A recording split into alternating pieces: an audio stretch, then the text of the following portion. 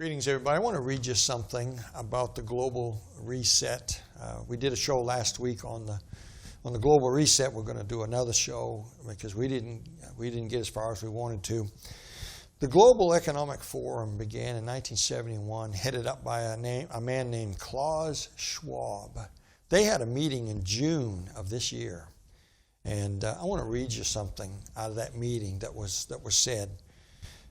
The purpose of the Great Reset, this is from the WEF now, this liberal, ultra globalistic bunch of people.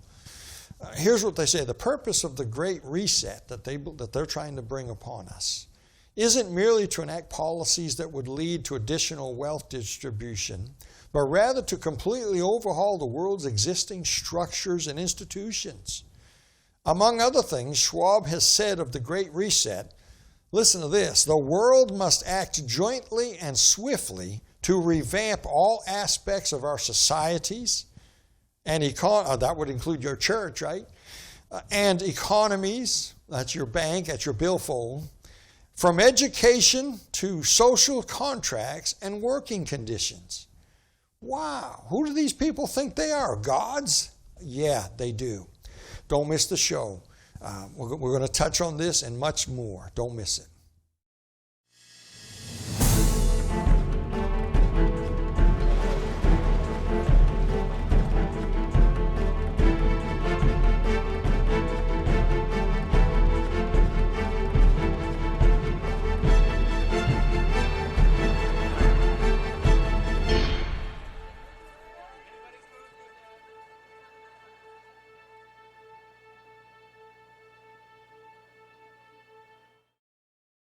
All right, you're watching Crossing the Spotlight. This is our part two of our show we did last week about the coming global reset. I'm your host, Brother Dan Goodwin, my co-host, Dr. Hiltebittle. I said the coming global reset, Doc, but I think we're kind of in it now. I think we're already in it. My yes. goodness. Did you, that statement I just read, that's right out of this crazy article. They've already laid the foundation for most all of that. These guys met back in June. We did a show several months ago about this. But we didn't realize how far down the road we've come. That's exactly right. This is unbelievable. These people, they're talking about this January. They're talking about resetting the world just in a couple of months. Now that's when we inaugurate our new president. Well, that's when they're hoping for some. And I think they're needing a Joe Biden. What do you think? That's what they're wanting. Yeah, because I think Donald Trump's going to stand in the way as he has been with this. So let's look at some things here. Let's start off with the verse. You got a passage you were going to read us. Yes. I think was it in Daniel? Daniel chapter 11 is talking about the Antichrist, and in verse 38 it says, but in his estate shall he honor the God of forces, a God whom his fathers knew not shall he honor with gold and silver, with precious stone and pleasant things. And then verse 39 says, thus shall he do in the most strongholds with a strange God. So he talks about three distinct gods, little g's, that are going to aid the Antichrist in his total rule of the world in the tribulation days. Wow. Yes. All right, so just to review, a global reset in your mind, what is a global reset? What are they talking about? They're talking about totally resetting the world in every facet of life, just as the quote you just read, not just economically. We think of economics because everybody's worried about putting money in their bank account or whatever, but they're wanting to overhaul governments, institutions, everything. Yeah. And that's, as we talked last week a little bit about global warming and pantheism and all of these things, it set the stage of the thinking of the world in order to save the planet, and now I guess to save humanity with pandemic. These are what we got to do. We got to reset everything. And the COVID-19 pandemic is at the heart of it all. It's the crux of it right now. And it's being used. Oh, it's being used. It's like the Democrat slogan, never let a good crisis go to waste. That's right. And this is not only a good crisis, I think to some degree, it was planned. I think it probably was, and I think, planned out a little more to the detail, and we're just now catching up to some of the details of it. Now, last week I read just a little bit from this article. This is an article dated June 24th of this year, 2020. A year that shall live in infamy, 2020. I didn't want to set my clock back this year. I didn't want another hour this year. But we had the cell phones that sets it automatically. I'd have left it there. This is from Fox Business by a guy named Justin Haskins. I want to give him credit. This is an article I printed off that he wrote for Fox Business. And I read a few things. This is about the World Economic Forum, we call it the WEF. The World Economic Forum, headed up and founded by this Klaus Schwab, not to be confused with Charles Schwab. It's in Switzerland, Geneva. This was begun in 1971, but boy, they have been busy over there. They've been busy. They've got plans that we didn't know about until this pandemic hit us. I read a couple of things. I thought I'd read a couple other things in this article, and I'm going to turn you loose on some things here. At a meeting hosted by highly influential World Economic Forum, WEF, earlier in June, powerful officials from nonprofits, government, business, academia, labor unions, and activist groups announced their plan. By the way, did they call and ask you your opinion on this plan? They've got a plan, but we weren't invited to the their elites. They announced their plan for a great reset of global capitalism. That got my attention when I read that. It's a proposal that they acknowledge has only been made possible because of the opportunity provided by the economic destruction caused by the pandemic. Yes. Now, they said that. Oh, yeah. Because of the pandemic, suddenly the doors have been opened for their movement here to come upon us. This is shocking. Supporters and attendees of the meeting included Prince Charles. He always shows up at this kind of stuff. And the guy, the United Nations guy, I can never say his name, Antonio Guterres, I can't say his name, and I can't roll them R's like you need to. Secretary General of the United Nations, he's there. A guy named Ajay Banga, CEO of MasterCard. So there's the financial guy.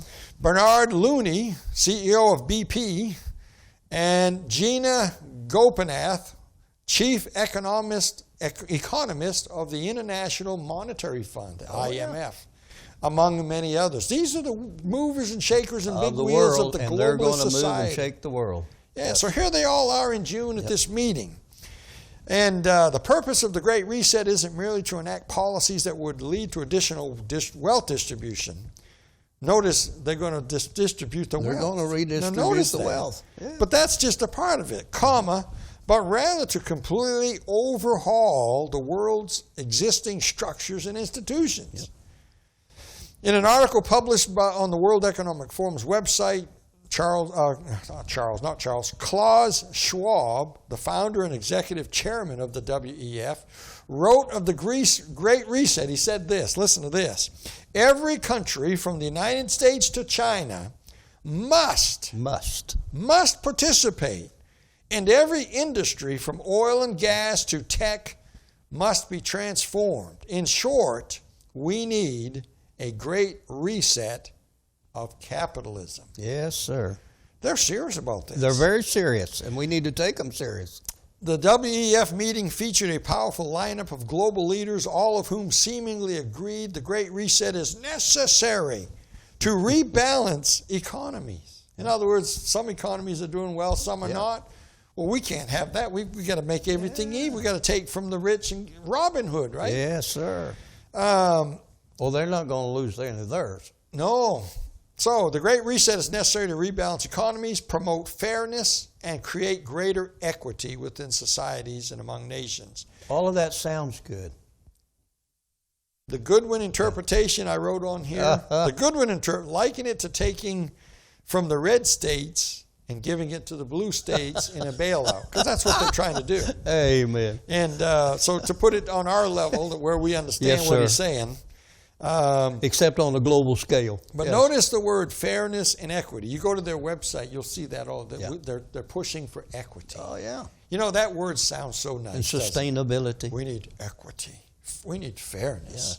Yeah. Words that sound good. So a guy that sleeps all day and doesn't work, the guy that works has to be fair and give him some of his his money away. Yeah. Yeah. You know, ultimate liberal thinking here. A little bit more, and then we're going to get to you here. The world must act jointly and swiftly to revamp all aspects of our societies and economies, from education to social contracts and working conditions. They even want to deal with how the conditions at your job that you might have. They've got it fine-tuned down to everything. Now, let me just skim a little bit of this for the audience here. How are they going to do this? By scaring people into believing that these changes are essential. Yep. For just like they have scared us into thinking that we'll go to war, That's right. and that we got a social distance and all that. Yep. At the World Economic Forum's June meeting, one speaker after another cited climate change, and I know you're going to talk about that a little bit. Environmental sustainability as the key justifications for these radical changes. Yep. He mentions the Green New Deal. Oh, yeah.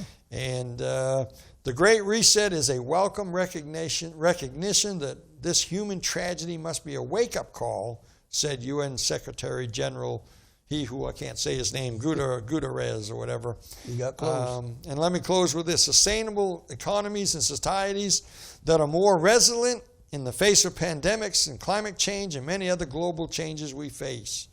We must build more equal, inclusive economies and societies in the face of this pandemic. Oh, yeah. So the pandemic's right at the heart of all this. It's the heart of it.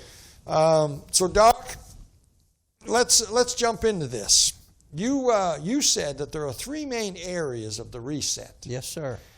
Financial, social, and political. Now, I want you to start with the financial. You said here that outside of one's health, one of the main desires is the desire for money. Now, yes. So tell us about the financial. Everybody wants to be healthy, and but second to that, everybody wants to be wealthy. And I've learned that wealth really is in the eye of the beholder. But financially, and so the reset is going to convince, because the greater majority of the world are what we would call poor. Right. I mean, most of us in America that are what we would call middle class, are, if you call them a lower class or whatever you call them in America, they're still rich by the standard of the majority of the world. So the greater majority of the world couldn't even begin to fathom the lifestyle we live with. And so they desire that. That's why everybody wants to come to America. We go to Africa. We've got all kinds of wonderful preachers in Africa. They always want to, help me get to America, help me get to America. Well, if they come to America, it would ruin them because they can't comprehend. So the entire world can easily be sold on, hey, if we gave you a whole lot, if you got more money, why, yeah, man, sign me up. What have I got to lose? So financially, the drive and the desire, that's one of the gods that we read about a while ago. The God that's going to be honored with gold and silver and pleasant things. I believe that that's money and finance. And I think it's a tool that will be used by the Antichrist in the ultimate end. And I think it's one of the things, it's got to be the major facet of this global reset. It has to revolve around finances, because that's what, outside of a person's health, that's their number one issue. And it seems like politicians use it. Yes. I mean, a lot of the people that vote for these people that want to raise taxes, why would anyone vote to raise their taxes? Yeah. Because most of the people that vote don't pay taxes. No. They look at it as, hey, if I vote this guy in, he's going to give me more. Going to give me more. Yeah. Liberals run on that rather than on principles. A conservative individual runs on principles, but a liberal runs on promises. I'm going to give you this, you vote for me. Yeah. And so, but finances is a major part of the world reset, because if you've got the handle or the control of the finances, you pretty well are in control of everything that comes out of it. And you remember Margaret Thatcher's famous statement, Prime Minister of Great Britain, one of the great ladies of Great Britain. Lady, yes. She made the statement, socialism only works until you run out of other people's money. That's right. And that's what socialism is. Right. It's stealing someone else's money, passing around, giving it to someone else. And ultimately, socialism does run out, and then you end up and you see the result of it. But finances it's one of the three legs. That's the three gods that are pointed out there in Daniel chapter 11. All right. So speaking of resets, let's take a little reset here, and let's take about a minute and tell the viewers about our need for the upcoming year. Yes. For our programming. We're coming up on a deadline where we're going to need a large amount of funds to continue this particular program on television. Cost a lot of money to have television time. And we thank the Lord for the individuals that have given us 100 or 25 or whatever. We are so thankful for that because it tells us we've got people that are interested not only in the program, but they're praying for us. But we really need some large gifts. We need some $4,000 or $5,000 givers, whether it's every quarter or once here and there, but we need some larger amount of money.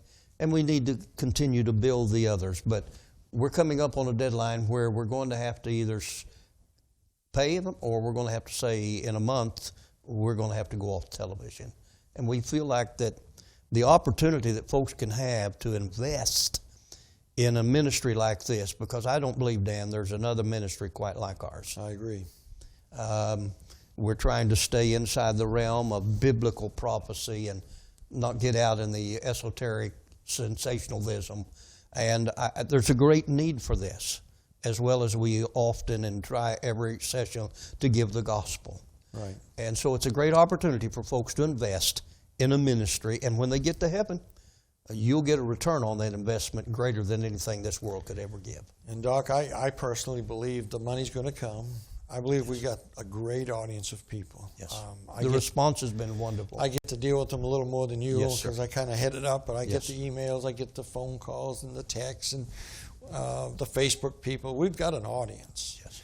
And thank God for the ones, the many that are giving monthly Amen. and the gifts that we get now and then. Thankful for it. Yes. But right now we do need a couple of big ones, and Yes. and I believe it's going to come. I believe we're going to stay on the air. So, Amen.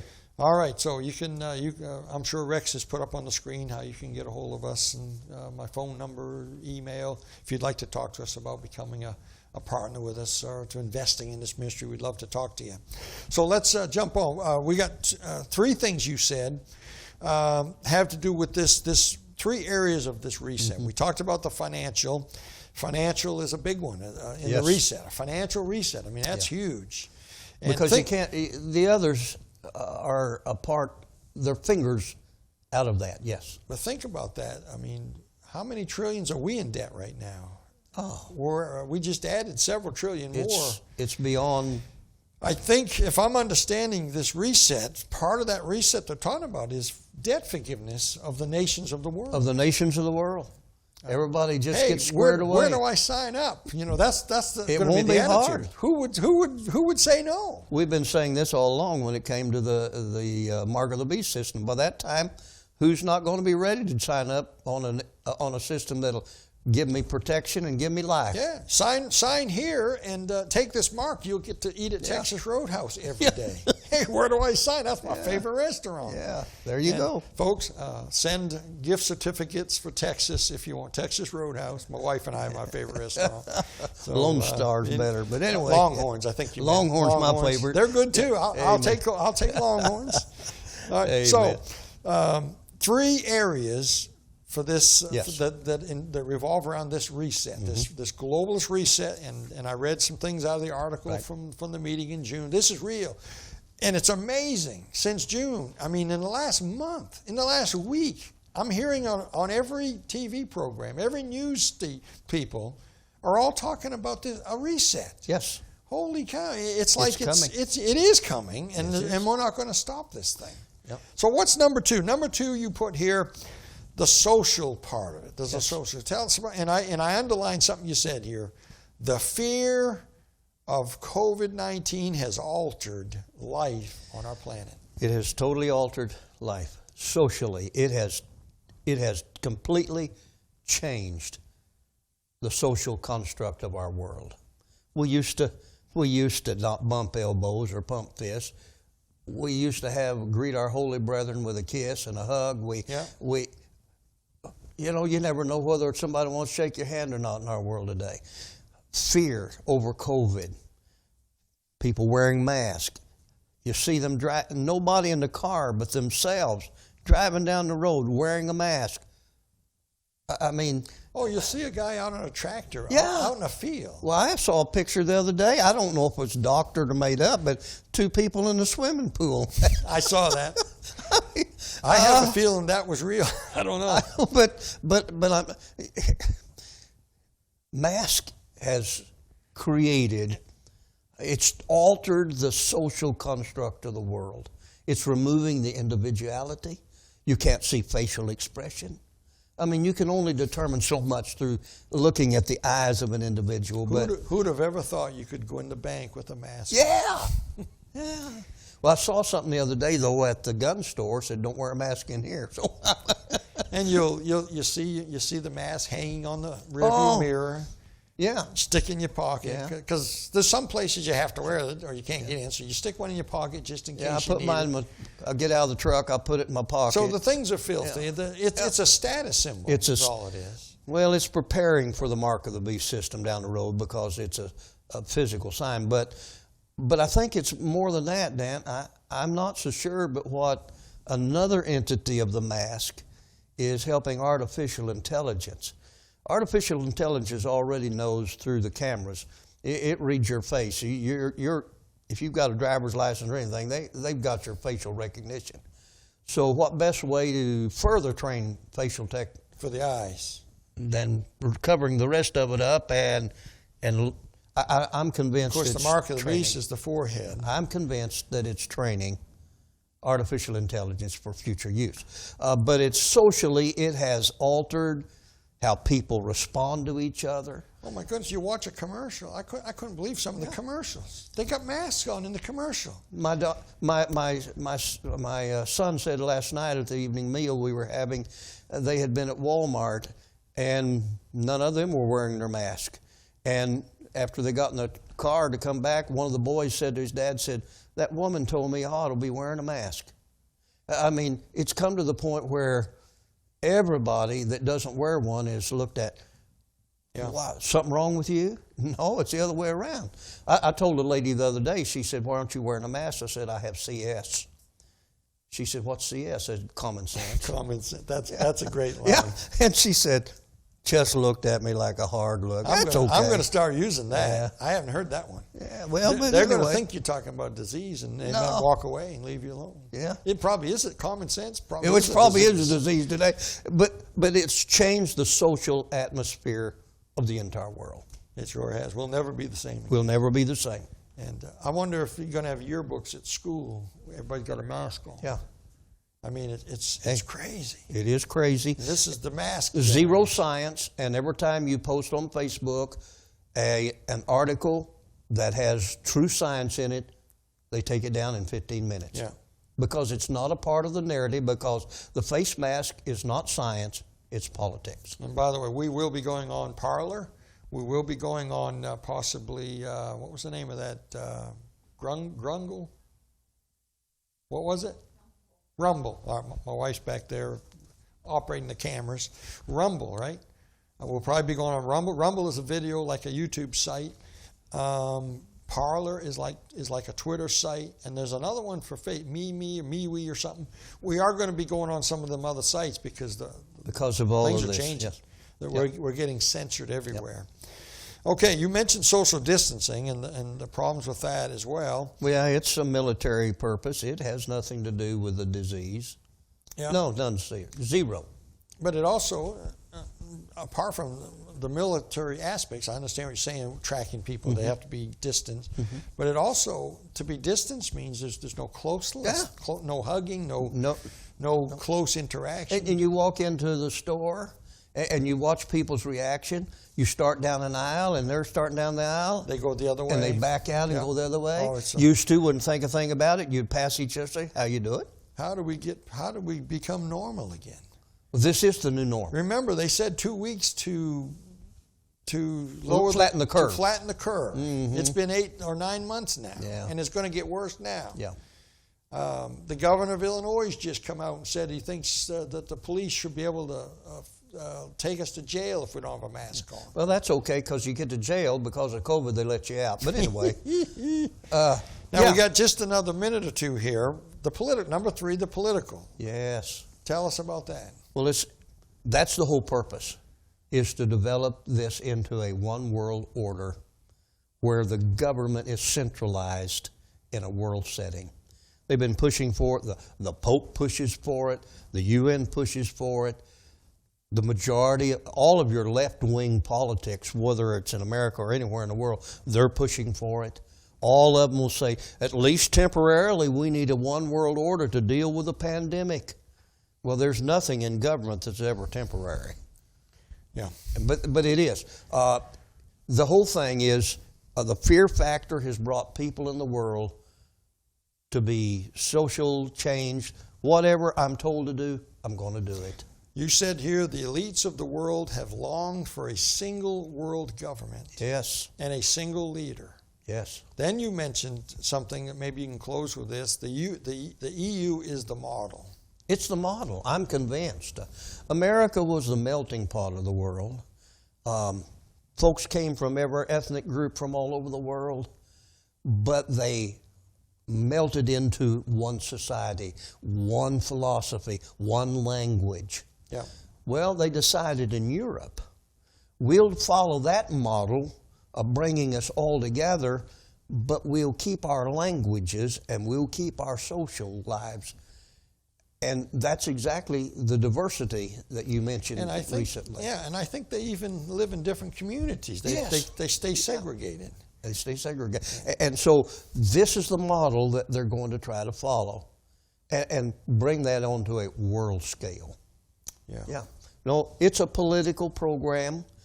You read it in our last session. You read in Daniel chapter 7 about the diversity of this final kingdom that's coming.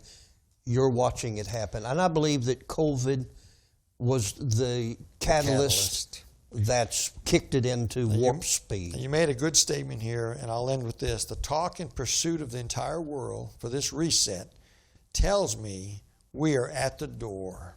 Are you ready? Yes. Folks, are you ready to meet the Lord? If this is it, and the Antichrist is coming on the scene, that means we're getting out of here, and we're getting out of here soon. Amen. Are you ready to meet Him? Have you been born again? Have you been saved? Contact us if you need some help with that. I hope you know Jesus as your Savior. But until that time, keep your eyes on the sky.